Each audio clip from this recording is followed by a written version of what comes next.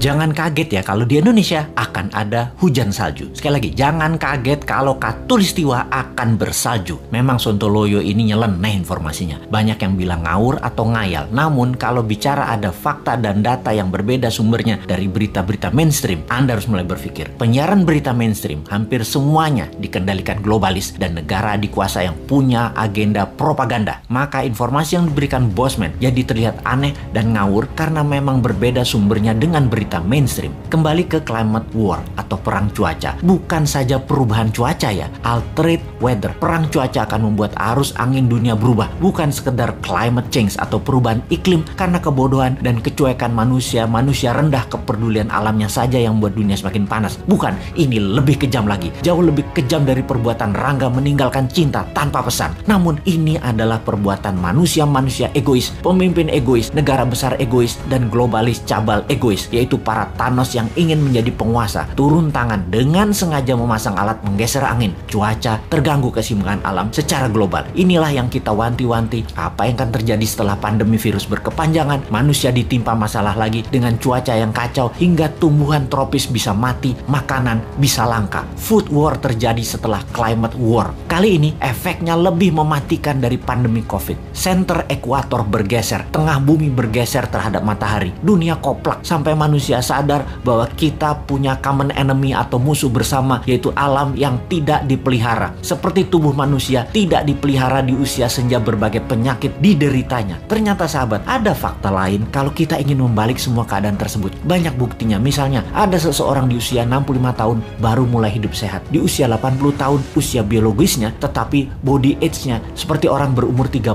tahunan karena dirawat dengan baik walaupun mulainya dari umur 65. Dia makan sehat, olahraga, dan lain sejenisnya. Sekali, padahal selama 65 tahun hidupnya berantakan, namun ketika diputuskan berubah 180 derajat, balik arah, semua bisa jadi muda lagi, sehat lagi. Dunia pun sama. Selama ini dunia tidak dirawat oleh manusia, maka penyakit bumi itu banyak. Hal inilah yang membuat bumi menua dengan cepat dan menjadi renta. Tapi bukan tidak bisa disembuhkan. Bisa, selama kita semua sepakat berjuang memperbaiki. Indonesia di tahun 2045 adalah pemimpin yang akan memimpin perbaikan alam dunia ini semua. Untuk itu, New Mind selama 24 tahun ke depan hingga tahun 2045 akan pegang kendali utuh, menyelesaikan masalah dalam negeri dan luar negeri, menyetop kegilaan Amerika dan Tiongkok, serta menyetop globalis cabal. Ini bukan impian kosong. Ini mungkin impian segelintir orang awalnya. Namun, ketika 1 juta orang percaya, akan jadi collective belief. Ketika 10 juta orang pertama, kekuatan keyakinan makin besar. Dan ketika 100 juta orang percaya, maka Indonesia akan bergetar. Ketika 270 juta orang Indonesia percaya, Indonesia menang. Dan ketika 1 miliar manusia percaya, dunia semakin sehat. Ketika 5